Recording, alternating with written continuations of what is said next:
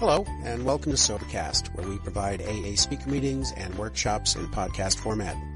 We're an ad-free podcast, and if you enjoy listening, please help us be self-supporting by visiting Sobercast.com, look for the donate link, and drop $1 or $2 into our virtual basket. We hope you enjoy the podcast. Have a great day. Hello, Lake Jackson. I just wanted to make sure y'all were out there. So, the Mouth of the Brazos Conference. How cool. I found myself wondering today, though, if this is the mouth of the Brazos, what would they call a conference at the other end of the Brazos? And then I said, well, wait a minute, which way is that river running? This is where it dumps into the Gulf, right? I think the other end is the mouth of the Brazos. Yeah, I wonder who makes these decisions. It's a good thing it's not me. Cool. I want to thank the committee for welcoming us out. My wife and I, personal invitation to the conference. That's great. And then not only that, like the guys said, they drove out, had 4 bikers come out. They heard we was coming to town on our Harley. They come out and met us and escorted us the last 100 miles in. That was really cool. And So my wife here she'll be doing a workshop with me Sunday morning, prayer and meditation workshop starting at 8:30. Y'all get a chance to meet her a little more there, but I want you to stand up, Norman, and say hi, wave. So y'all get to hear her some Sunday morning, and you can also hear her. We have a little website where we put up things. You know, people used to ask us to mail them tapes and all, but with modern technology, we just put it on a website and say, go there and you can download all you want, you know. So just daveandnorma.com, you can find her stuff there and you can find some of mine there too. Or you can buy from the tape guy. So anyway, here we are at the Mouth of the Brazos Conference, kicking it off, and I'm honored to be here. Thank you very much. I'm Blind Dave, and I am an alcoholic. Amen. And my sobriety date is July 9 of 98. So, coming up on 11 years here in about 2 months. Very good. In, 1972, I turned 1972, I turned 24 years old that year. And I was already, full blown into my alcoholism and my drug addiction. And I was hitting bottom for the first time. In 1973, I went to church looking for God. I was already convinced that that was probably my only hope. And I found God there. I really did. And I had a very powerful spiritual experience which freed me from drugs and alcohol for a little while. The next 25 years, I pursued my faith and I served my church with zeal. I even became a small-time preacher. I had dreams of a growing ministry. But during those years, the predominant story of my life was I became a chronic relapser, which kept smashing my dreams. Why couldn't I stay stopped? I was baffled. And after 25 more years, I was hitting bottom again. Now, I had encountered Alcoholics Anonymous along the way, and AA looked inviting, but I was afraid to admit I had a drinking problem. I felt that it would somehow discredit my faith and disgrace my God. But as I became more and more painfully aware that all my unhappiness and grief seemed to be connected to alcohol, I finally was willing to admit that I was an alcoholic. I took step 1 and admitted that I was an alcoholic, and I opened my heart just a little bit to the Fellowship of Alcoholics Anonymous. And that was step 1 for me. And step 2, I had a little problem with step 2. It says, came to believe that a power greater than ourselves could restore us to sanity. Well, I had come to believe 25 years ago and had not been able to stay sober. Why should I expect it to be any different in AA?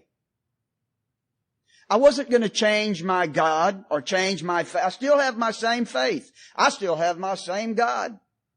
My same Lord and Savior and all that kind of stuff. I wasn't going to change that when I come into AA, so why should I expect anything different out of AA? And what about this word sanity here? Are they saying I'm insane? So I got stuck on step 2 there for a little bit.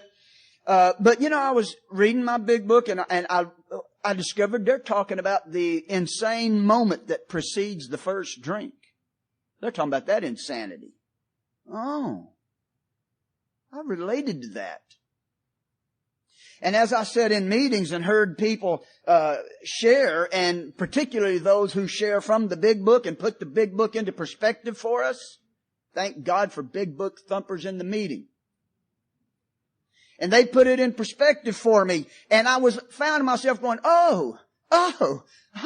And one day it dawned on me that my same old God that I'd had for 25 years was now going to talk to me through the language of the big book. And He was going to use the voice of other alcoholics. And I was going to hear my same old God in a brand new way. And I came to believe that. And that was step 2 for me. And I opened my heart fully to this fellowship. I understand that God is able to, I came to believe that God is able to do something very unique for alcoholics, through alcoholics. And I understood what they meant by it's a we program. It's the collective spiritual experience that we find together. And I opened my heart fully to the fellowship and to my God as He comes at me through this fellowship. And I'm going to share with y'all a little bit tonight about me getting established, building an archway through which we shall pass to freedom. I'm going to talk a little bit about me getting established in my recovery and, share a little bit of that with you. Because something interesting happened to me early in my recovery after I had fully surrendered to AA and to this way of life. I remember when I got that big book and at first I was just kind of thumbing through it, you know how it is. And that was after I had this surrendering experience. I took my big book and thought, okay, I need to read this. So I started from the beginning and just coming right through that big book, and, I read all the prefaces and the forewords and the doctor's opinion in chapter 1 and chapter 2 and chapter 3. And I was at about chapter 4 and I thought, I hear some of these people talking about highlighting their big book. I should have been doing that. I knew there was at least a good half a dozen passages that were really, really good as I was coming through there that I should have highlighted. And I thought, well, I'm going to highlight from here on. I'm in chapter 4, and so I wanted to mark those special passages as I went on. And I thought, well, I don't want to just highlight my book starting at chapter 4. So I decided just to flip back to the front of the book. And now I'm coming right back through the stuff I had read in this past week or so, reading that same stuff. But the difference is now I'm coming back through it looking for those half a dozen really good passages that I wished I'd highlighted. I want to find them again. I've got my little flashlight on, and I'm coming through there searching for them. And you know what? I highlighted 22 passages in chapter 1. And I highlighted 18 passages in chapter 2. And I highlighted somewhere 23 or 24 in chapter. And I thought, they're everywhere. When you're looking. When you've got your little searchlight on. And I'd read those little things that would jump off the page at me, you know what I mean? And I would go to the meetings then, and I found myself sharing those things in the meeting. I found myself becoming a contributor. Just like the people that God spoke to me through. And people started coming up to me at the end of the meeting and saying, man, that really helped me a lot, Dave. Thanks. That felt good. The big book says, though they knew they must help other alcoholics if they remain sober, that motive became secondary. It was transcended by the happiness they found in giving themselves for others. Giving back to the program is when you really hit pay dirt. So I learned to read with my flashlight on and ask God to give me things to share to help other alcoholics. And I discovered that God gives me stuff to share. And so I've learned to tag you onto the end of my reason for why I'm sober. And I'm going to share with you some thoughts I got one time while I was just meditatively reading the literature. I was reading in the 12 and 12 one time in chapter 8, and it's talking about making a list of all persons we had harmed. And it says, every AA has found that he can make little headway in this new adventure of living until he first backtracks and really makes an accurate and unsparing survey of the human wreckage he has left in his wake. I want to bring your attention to the statement, this new adventure of living.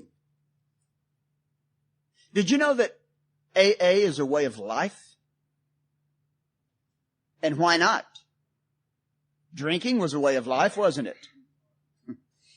In fact, the big book says that alcoholism annihilates everything worthwhile in life and engulfs all whose lives touch the sufferer. Drinking not only became my life, drinking became bigger than us. And it became bigger than life.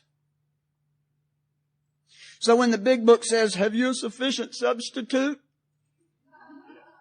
Yes, there is a substitute, and vastly more than that. And it started right there at step 2, where I found a power greater than myself. And I came to step 3 and made a decision to turn my will and life over to that power that was greater than myself. And all of a sudden I found myself having an experience of living that was bigger than life. Bill Wilson said, my friend promised that when these steps were taken, I would enter upon a new relationship with my Creator and would have the elements of a way of living which answered all my problems. All of them? That's a bold statement. A way of living, I would have the elements, the tools of a way of living to face all my problems from here on and answer them.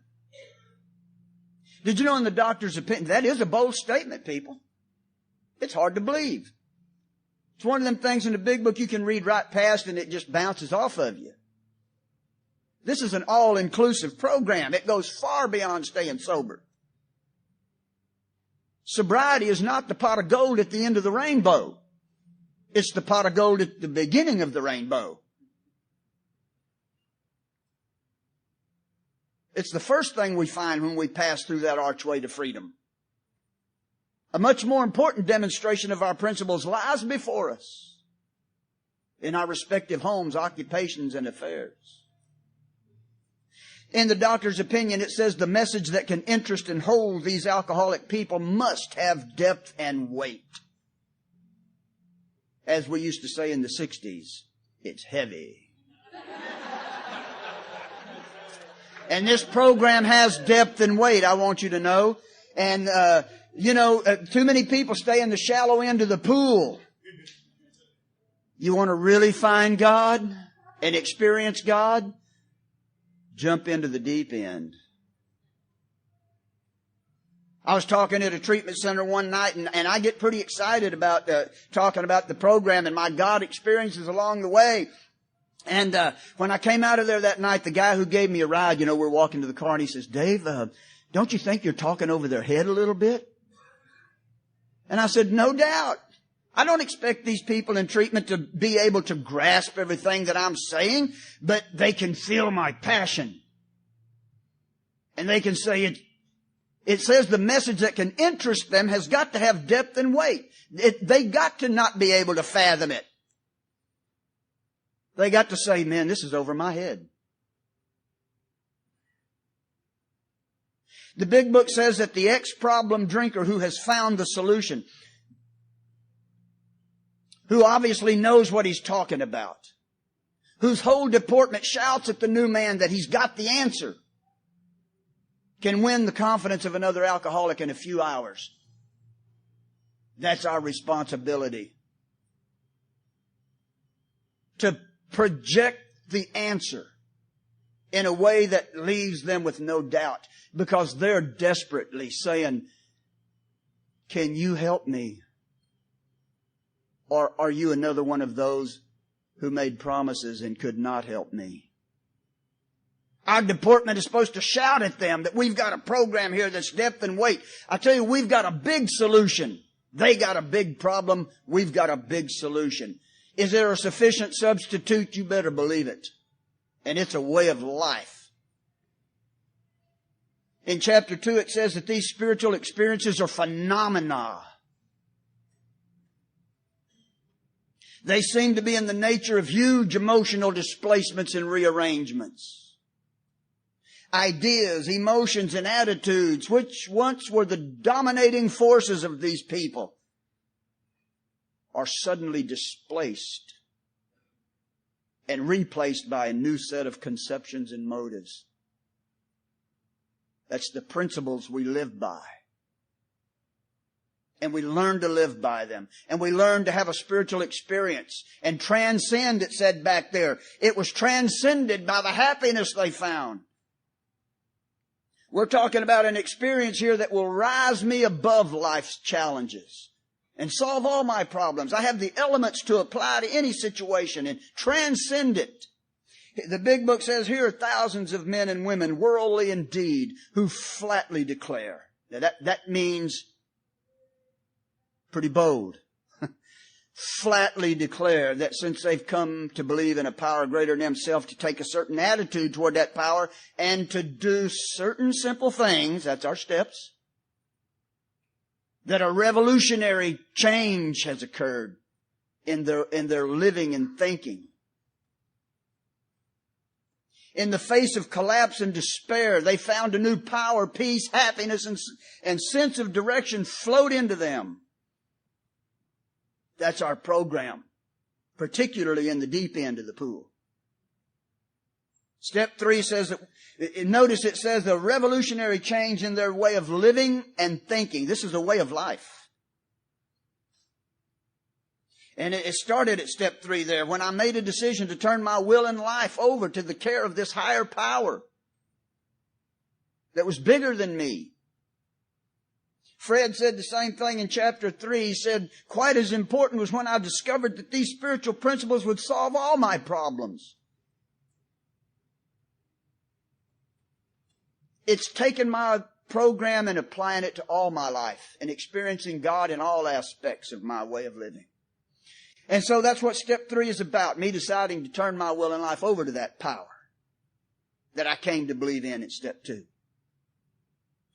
When we sincerely took such a position, it says all sorts of remarkable things will follow. We have a new employer, being all powerful. He provides what we need. It says He provided what we needed if, there's a stipulation. If we kept close to Him and performed His work well. He asks us to think well before taking that step.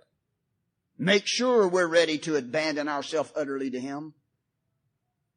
God's asking us to enter into a relationship with Him. It says on page 28 of the big book that we form a relationship with our Creator upon simple and understandable terms. There are terms and conditions to this relationship with God. And they're right here in step 3. He is going to bring all His power to bear upon my life to do remarkable things and provide what I need if I am willing to agree to the terms to keep close to Him and perform His work well.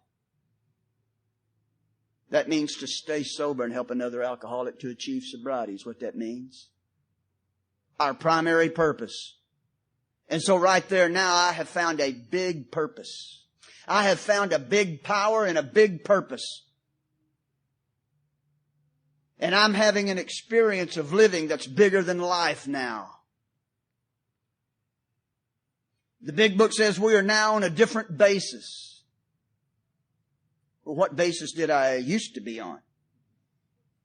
Well, I used to live life in this dog-eat-dog world, and it was every man for himself, and may the best man win. Y'all know that world. It's the world where there is no God.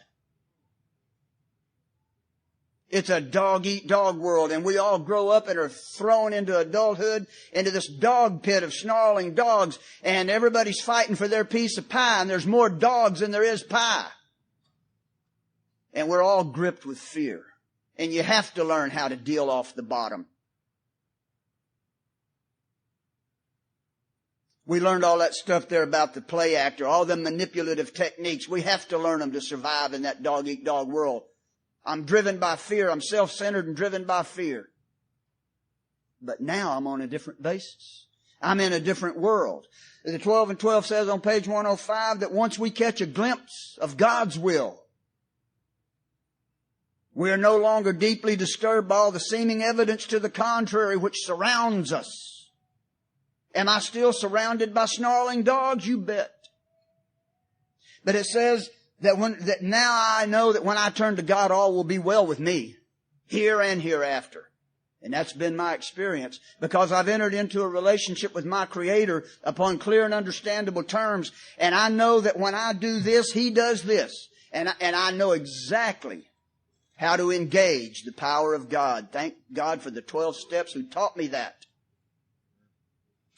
Bill Wilson said, my friend promised that when these steps were taken, I would enter upon a new relationship with my Creator. It's not a dog-eat-dog world anymore. I'm in God's kingdom now. And I have the elements of a way of living which addresses and answers all my problems. A way of living. That's AA. Now let's go back to what we read earlier in the 12 and 12. Every AA has found that he can make little headway in this new adventure of living. I want to bring your attention to the word adventure. Because what we have here is not only a way of living, but it's an adventurous way of living. It can be. When you learn how to read your big book with your flashlight on,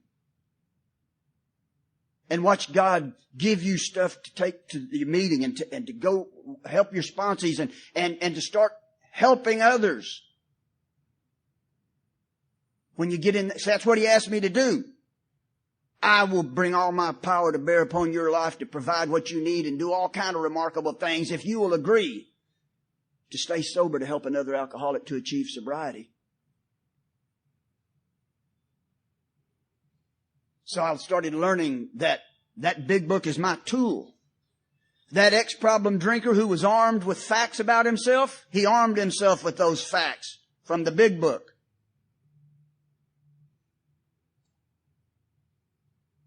Did you know the big book says that the central fact of our lives today is the absolute certainty that our Creator has entered into our hearts and lives in a way which is indeed miraculous? There's another bold statement for you. Miraculous? Does it really mean that? All my problems? Does it really mean that? I found myself wondering, one time I read this thing about, in a way which is indeed miraculous. I thought that sure is pretty. I'm going to highlight that. And I thought, do they really mean that? Or is that just, figurative speaking? Were they literal or just speaking figuratively? Was it just a metaphor, pretty words, poetic license? Were they speaking figuratively or did they mean that literally? So I read it again and it says, the central fact, right there at the beginning of the sentence, clarified it. The central fact of our lives today is the absolute certainty that our Creator has entered into our hearts and lives in a way which is indeed miraculous. 4 adjectives in one sentence to make sure you understand that the miraculous is indeed an absolute certain fact in this way of living.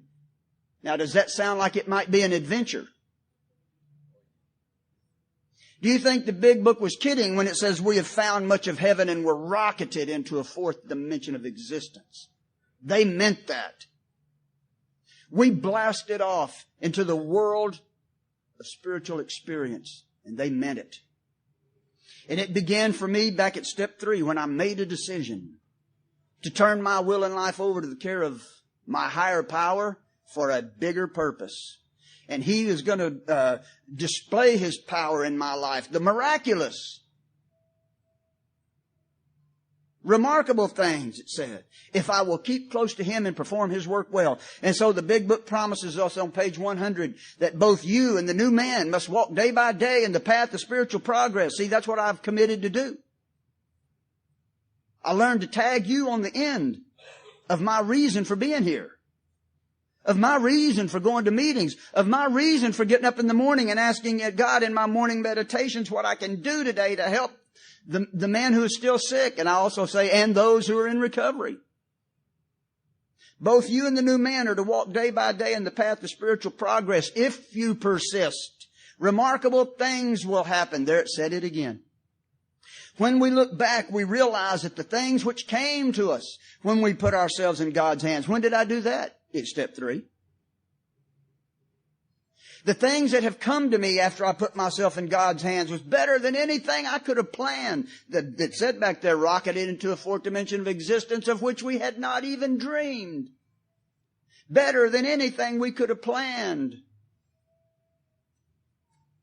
And it says, follow the dictates of your higher power. And you will presently live in a new and wonderful world no matter what your present circumstances. Goodbye, dog-eat-dog world. Hello, kingdom of God. Follow the dictates of your higher power and you will be rocketed into a new world no matter what your present world looks like. I've had people say to me, Dave, you don't understand. Dave, you didn't have it as bad as I did. Dave, you make it look so easy. I say, what does it matter? Read this. No matter what your world is, God can rocket you to where I am, no matter what your starting point is. That's irrelevant to God. The only stipulation it says is follow the dictates of your higher power. What are those? To keep close to Him and perform His work well. To be of maximum service to God and the people about you in this fellowship. To stay sober to help another alcoholic to achieve sobriety. Both you and the new man walk day by day in the path of spiritual progress. If you persist, remarkable things will happen. When you look back, you'll go, wow, look what all came into my life when I let God manage it. And gave myself over to just helping other alcoholics and letting Him run my life. The big book says we have been given a great sense of purpose. There it is again, our primary purpose. It's big purpose. We have been given a great sense of purpose accompanied by a growing consciousness of the power of God in our lives. The more I began to be conscious of my responsibility to help other alcoholics, the more I became conscious of the power of God right beside me. And it says the most satisfactory years of your existence lie ahead. Y'all read that? It's a great promise. I thought it was a newcomer promise when I first come in. You know, we tell the newcomer it'll get better. And I read the most satisfactory years of your existence lie ahead. And I thought, cool, that sounds good. You know, when I was a newcomer. But I want you to know that when I was about 5 years sober, and I had experienced this being rocketed into a new and wonderful world. And I was really digging on these morning meditations and guided meditation things. And we're going to talk about that some Sunday morning. I mean this Sunday morning. Not Sunday. We're going to talk about that some this Sunday morning. There you go. Anyway, so I was kind of doing that meditation thing one morning, and I thought I felt God say, the most satisfactory years of your existence lie ahead. I was a little confused. I said, God, I thought that was a newcomer promise. I'm 5 years sober now, and it's been great. You know, better than I could have planned, more than I could have dreamed. And why are you telling me that now? Does that promise still apply to me? Is that still true for me today? And I thought I felt God say to me, The most satisfactory years of your existence lie ahead, and that will always be true. Think about that. You mean that as good as it is, the best is yet to come. And when I get there, the best is yet to come. And when I reach that, the best is yet to come. There is no ceiling to your experience with God in the deep end of this pool. Does that sound like it might possibly be an adventure? They meant that when they said this is an adventurous way of living. So now I got to get rid of anything that might be blocking me from that step 3 experience. So I started out on step 4. Next we launched out on a course of vigorous action, to remove the things that are blocking me from this experience. So we do that step 4. And then I come to step 5, the step 5, the dreaded step 5. I remember when I was ready to do my step 5, and called my sponsor up one Friday and said, I'm ready to do my step 5. Of course, I had left one thing off. I mean, everybody does, right? And so I called him up, and he says, well, Dave, I just put my house on the market here, and I'm getting a lot of calls, and I'm going to be kind of busy showing the house this weekend. He said, how about we meet over at the club Monday after the noon meeting? And I said, okay. But the only problem with that, he left me the whole weekend. I kept hearing this voice in my head going, we beg of you to be fearless and thorough from the very start. We beg of you to be fearless and thorough from the very start. And I said, okay. Sunday night, I get out my little braille writing thing and I'm punching these dots. And this little dude pops up on my shoulder over here. Y'all know who I'm talking about? And he says, don't worry, he can't read that.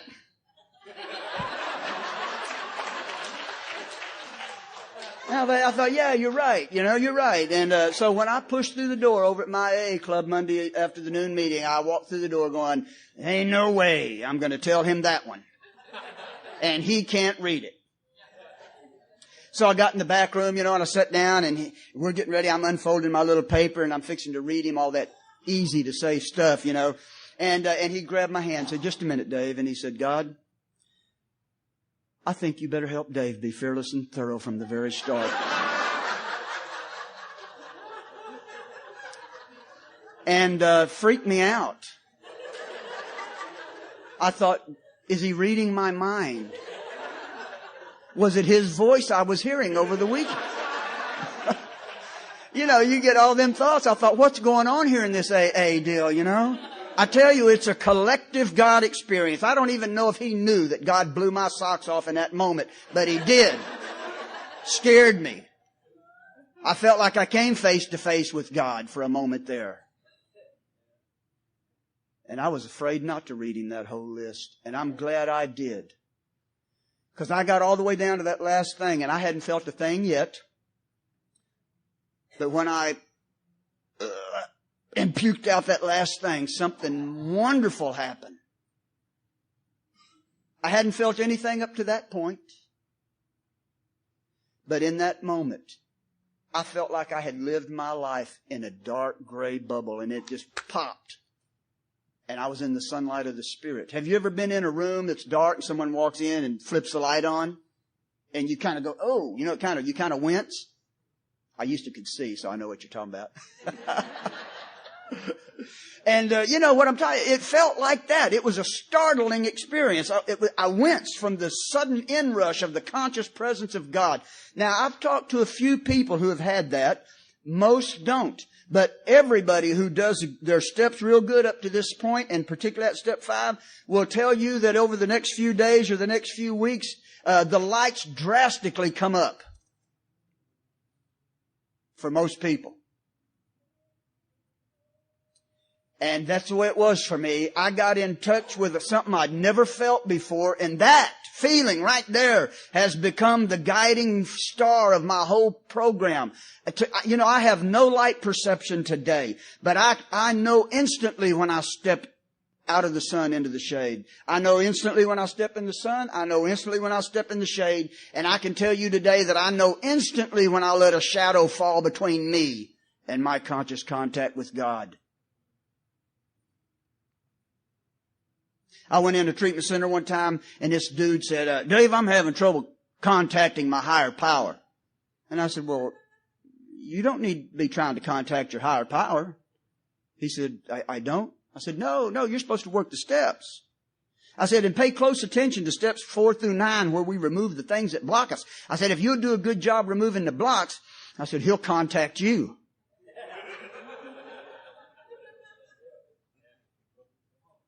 And this other dude was sitting there kind of sassy. He said, what if I don't believe in God? And I said, well, you will then.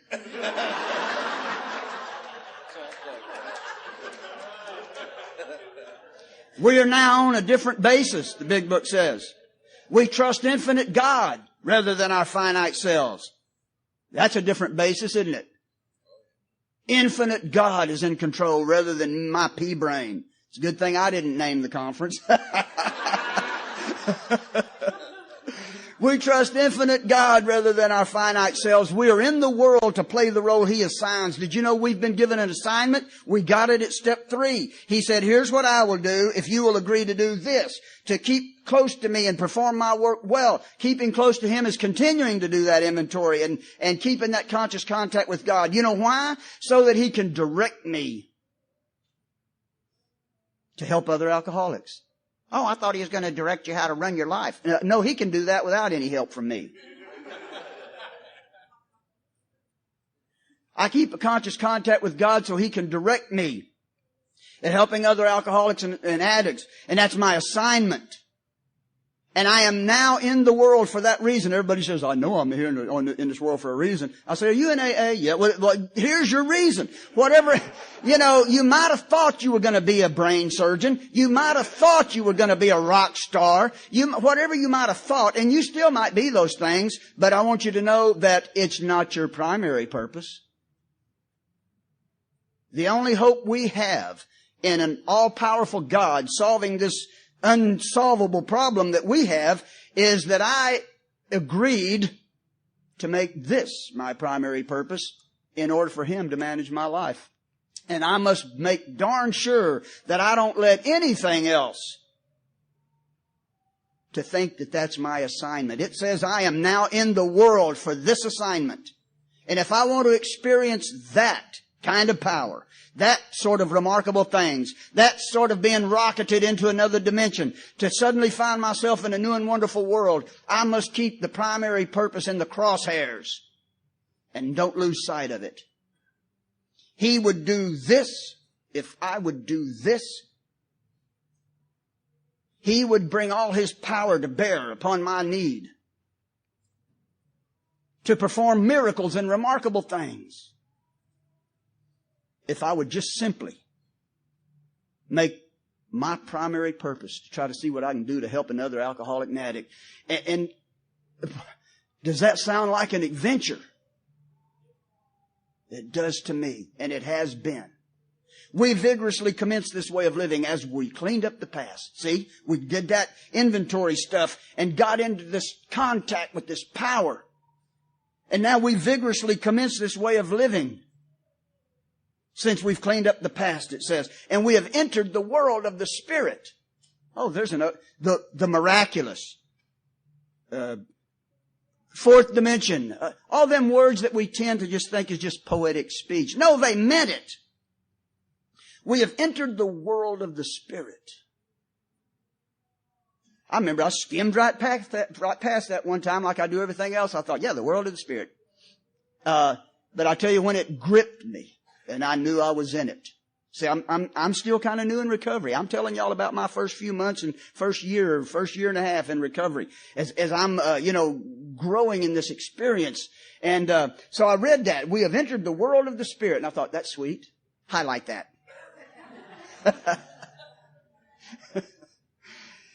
And I got up one morning and had a nice morning meditation time and was off going to the early morning meeting, 8:30 that morning. And I remember saying, God, I would like a new person to work with today. I'd been having some experience sharing in the meetings, and people saying that I was sharing some things that helped, and I was enjoying that depth of my recovery and my contribution. And that day I wanted to get out a little bit deeper in the water. And I said, God, I wonder if I could have somebody maybe to sponsor or something. And I went off to that meeting. And I shared in that meeting. And when I come out, this guy come up and said, man, I really liked what you shared. He said, I'm an alcoholic addict. And he said, I'm having a hard time quitting the heroin. He said, I wonder if I could have your phone number. I said, sure. And I gave him my phone number. And I went home thinking, yay, God answered that prayer. And now my wife had told me that her sister was going to be coming by that day to bring us some homemade egg rolls. Well, now her sister used to be one of my pill connections, because she's a hypochondriac and has a medicine cabinet full of stuff that I love. And I used to tell her about my bad back all the time, and she kind of kept me with a little bit of stuff here and there. She was one of several people. We all have several people. But now I hadn't told her that I was in recovery. I hadn't seen her in a while. And Norma told me she was going to be coming by to bring some egg rolls. Well, I came back from that meeting. That guy got my phone number. I go home, and I decided to lay down and take a nap. And I'm laying there trying to go to sleep, and I hear a knock on the door. And I said, who is it? Well, it was her sister. I said, oh, yeah. So I went to the door and opened the door, and I let her in, and we walk in the kitchen, and I opened the refrigerator, and she hands me a pan to put in the refrigerator. And I set it in there, and she said, here's something else. And I reached over, and she handed me another pan with tinfoil on it, and it was some, rice or whatever. And I put that in the refrigerator, and she said, and here's something else. And I put my hands like this, and she poured a pile of Vicodin in my hand. And my heart started beating so hard, I was afraid she was going to hear it or see it or something. And she said, there. That ought to hold you for a while. Looked to me like one big gulp. So I was in a hurry to try to get her out the door, and so I finally shoved her out the door and closed the door, and I'm heading back to the refrigerator to get the water jug, and I'm thinking, wait a minute, no, I'm not supposed to do this. I'm not supposed to do this. And now I'm walking around the house fighting with my hand. Yes, no. Oh God, it was torture. It was torture. And I think, put him in the drawer and try to take the nap. I put him in the drawer and laid down. Ha, ha, ha. You can't go to sleep when something is screaming that loud. So I got up and got him out of the drawer. And I'm walking around the house again, saying, yes, no, don't, no, I can't. I'm not supposed to do this. And finally Norma came home and went in the bedroom to change. And I said, go tell Norma. And I'm running down the hallway, and this dude popped up again. And he grabbed me by the shirt and said, hold on there. Let's talk this over. He usually wins them talks. And I'm just getting tired of being ripped in half by the yes and the no. And I said, heck with it. I'm just going to take them and then talk about it later. Y'all are familiar with that. And so I turned around. I'm heading back down the hallway to go get that water jug as quick as I can. And as I'm going through the kitchen door, there's a little table right there with a phone. If I would have been a step past that phone and it rang, I would have said, Norma, can you get the phone? Because I didn't want to be stopped now, And if it would have rang with me a step or two ahead of that, I would have had time to think and said, Norma, would you get the phone? But it rang at the precise second that I didn't have to think at all. I just grabbed the phone as I went by. I said, hello. And this dude said, Dave, I'm about to go use, man. Would you talk me out of it? And it was just like when my sponsor said, God, I think you better help Dave be fearless and thorough. I came face to face with God. It was like a phone call straight from God. Hey, Dave, help this boy. And I said, I have entered the world of the Spirit. And I knew they weren't joking when they said, you have entered the world of the Spirit. I signed on for this job. I tied myself to a power greater than myself. And as long as I'm actively trying to see what I can do to help you, you let me have one of them bad moments that the big book calls a moment of insanity or the mental blank spot, and God will reach in and grab you. And it's the only thing that keeps us sober. So we continue to watch for selfishness, dishonesty, resentment, and fear. And when they crop up, we ask God at once to remove them. We discuss them with someone immediately. We make amends quickly if we've harmed anyone. Then we resolutely turn our thoughts to someone we can help. I've got to stay there in the sunlight of the Spirit. And boy, I remember when my sponsor told me, Dave, I'm signing you up to go to the treatment center and talk at the detox. Which day do you want? And I thought, I don't want either, none of them. And he said, I'll put you down for this one. And I had to grow through that, go in there and stumble a little bit. And then I started coming home and opening my big book and say, God, give me something to say. And it started happening. And I'm getting caught up in this thing of experiencing God as I'm making myself available to help other alcoholics and addicts, and feeling the conscious contact with God. And there's moments when it's loud and clear. There's moments when He just reaches out and grabs you. And there's moments when He's, just spins you around and says, tell them this. And you go, where did that come from? Y'all know the experience. Get on the firing line. God is out in the deep waters.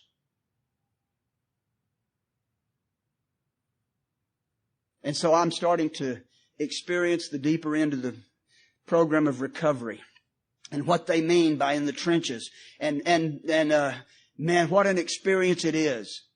All my God stories come from there. Now let me tell you one more. I had a skull habit that started when I was 11 years old. And I want you to know that it was by far my hardest addiction to ever kick. I had a 40-year skull addiction. I've heard that one dip of skull has the nicotine of a pack of cigarettes. And I dipped skull from the moment my eyes opened. I guess they were open.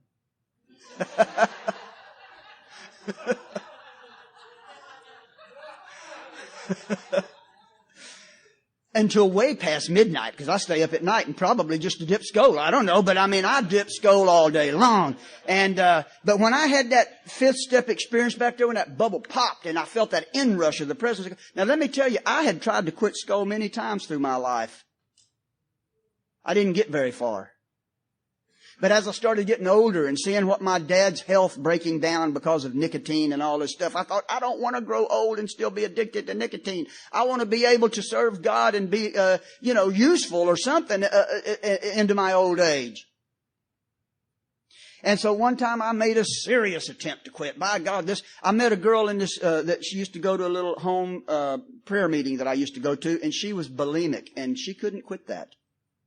And one day I had this bright idea. I said, let's enter into a covenant with each other.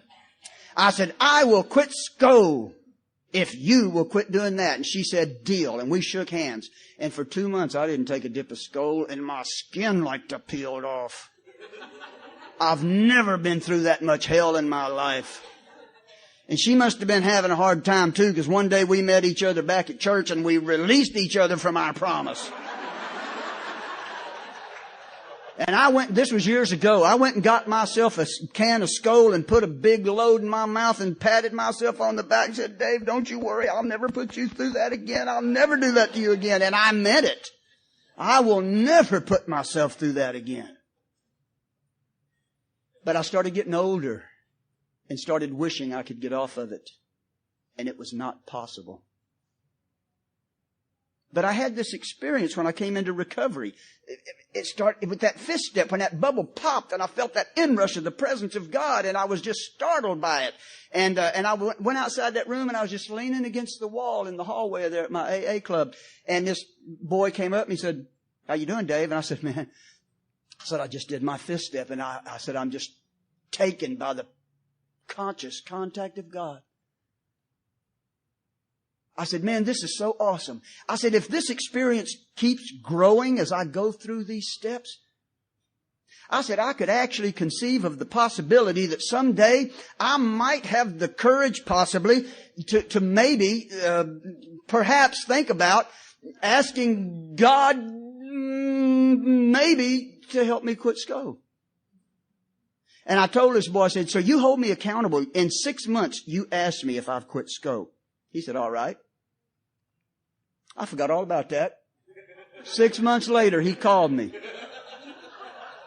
Thank God for the collective spiritual experience that we have in AA. He called me and said, "Hey, Dave, I'm thinking about quitting smoking. Did you ever quit the skull?" And I said, oh, no. I said, "I forgot all about that. No, no, I'm not there right now. Don't scare me with that today." I said, "No way." That was on a Monday. Tuesday, I got my 18-month chip. I went off to that 8:30 morning meeting because I wanted to go to AA early that morning to get my 18-month chip, you know. And, so I'm excited and I'm pumped and I'm waiting for him to give out the chips. And during the meeting, this lady said, "My 5-year-old favorite niece just burned up in a house fire." And she said, "I'm grieving so bad it's killing me." And the meeting got quiet. And then this other guy, this old man sitting back behind me said, "Yeah," he said, I came in here a couple of weeks ago. I've had my own business all my life. And I came in here a couple of weeks ago and told y'all that I made a bad business decision. And it looks like it's going to put me out of business." And he said, "I am so scared because at my age now, I don't know how to start something new." And he said, "And I'm still in terror." And nobody said anything. Nobody knew how to answer them. And then this other fellow said, "A buddy of mine who never could whip this disease committed suicide this weekend." Said he left a note for his kids, and he read us the note. It said, "I'm sorry I've never been able to show you the love you deserved, but you can find comfort in that this is the last mistake I'll ever make." And he blew his brains out.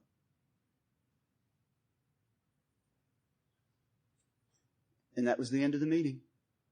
It was left like that. And then they started to give out the chips. And I'm sitting there saying, God, nobody in this meeting knew how to answer them or give them any hope or any vision of God in these kind of situations. Don't you have somebody in here that can answer them? It wasn't me. I was too new. It was too big for me. God, ain't there somebody in here? They're hurting, God. And I said, "God, could you ever make me be that man that could help them?" I said, "If you could do that, if you could make me that man, God, that's all I want out of life. That's all I want, God. That's all I want." And I got up to get my chip. And I said, "Did y'all hear these people? I tell you, God is serious. He needs us to latch on to Him and experience His power so that we can help others to have courage." And I took my chip. I said, "Would y'all pray the 7-step prayer with me today?" And I had the whole room bow their head and ask God to please remove from me every single defective character and remove from me everything that stands in the way of my usefulness to you and hurting people like these. And I took my chip and went home. That evening, Norma came home from work and we went to the grocery store after dinner and I bought all my cans of Skoal for the next week. We came home, she's going to bed because it's late and I'm putting up the groceries. And I just got me a fresh dip of Skoal, you know, my last one for the night when she goes to bed and I don't have to feel guilty. And so I'm getting ready to groove on this big dip of Skoal because I loved them, you know. And I'm putting the last can up in the cabinet and all of a sudden, just like back there at that 5th step, it felt to me like I had been standing in a pool of gasoline and I did not even know it. And someone leaned around the corner of the kitchen door and flipped a match into that. And it went whoof. And there I was again, engulfed in the presence of God. And it took my breath away and I just froze. And I say I heard God. There was no voice. You feel God's voice and you know what it says. And He said, "Spit that out right now and I will free you from this addiction." And I thought, free me from this addiction? What about in the morning when I wake up with that craving, God? I thought, well, what about that, God? And He didn't say nothing. And I said, well, maybe if He's going to free me from this addiction, I won't wake up with a craving. Is that true, God? And He didn't say nothing. He just started to go away because I hung a little too long. I hesitated. And He started to go away. And I said, wait a minute, God, don't go. I said, don't go. I'll take the deal. I'll take it. And I ran over to the sink. I ran over to the sink, spit out that skull, got me a mouthful of water, rinsed out my mouth, and stood up, and I was in another world. I was in a world free from the addiction of skull that governed my life. My daily schedule was governed around my dips. And it wasn't no more. I knew it right then. I knew it was gone, and I knew it was gone forever. I walked around the kitchen going, it was right close to Martin Luther King's birthday, and I was going, my great God Almighty, I'm free at last. And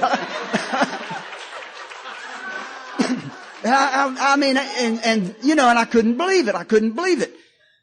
And then as the reality of it settled in on me, I sat down on the kitchen floor and cried. I just sat there and cried. I couldn't believe this had happened.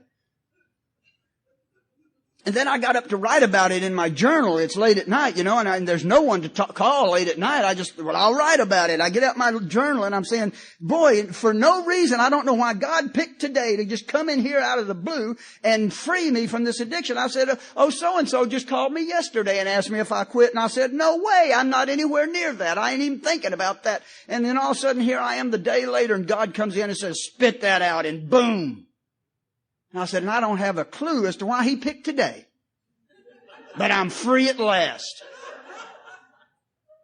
And then I closed the book and got up and started to walk around. I said, hey, wait a minute. I picked up my 18-month chip this morning. I need to write about that in my journal too. So I sat back down and opened it back up. And I said, P.S. Today I also got my 18-month chip. I went early to the morning meeting this morning. And then I remembered the meeting. And I remembered that lady. And I wondered if she was home somewhere crying herself to sleep because she had lost her favorite 5-year-old niece burned up in a fire. And I wondered if that old man was somewhere pacing the floor, wringing his hands, saying, oh God, what am I going to do? And I wondered if that other guy was wondering if the disease was going to come and get him because nobody told him for sure that you can beat this thing. And I remembered asking God to take away from me everything that might stand in the way of me being of maximum service to Him. And all of a sudden I knew that it was not just an accident that God came in here today and said, spit that out right now and I will free you from this addiction. I learned from that day forward that every miracle I'm going to experience in this program is somehow going to be connected to my burning desire to help other alcoholics and addicts find the power of God. And that was the night at my 18-month chip that I was blasted free and launched into a new dimension of existence, of which I had not even dreamed. And I can promise you that if you will make this a way of life, God will make it an adventure for you. So continue to watch for selfishness, dishonesty, resentment, and fear. Continue to set right any new mistakes as you go along. Then resolutely turn your thoughts to someone you can help and get ready for a new adventure of living. God bless y'all. Thank you.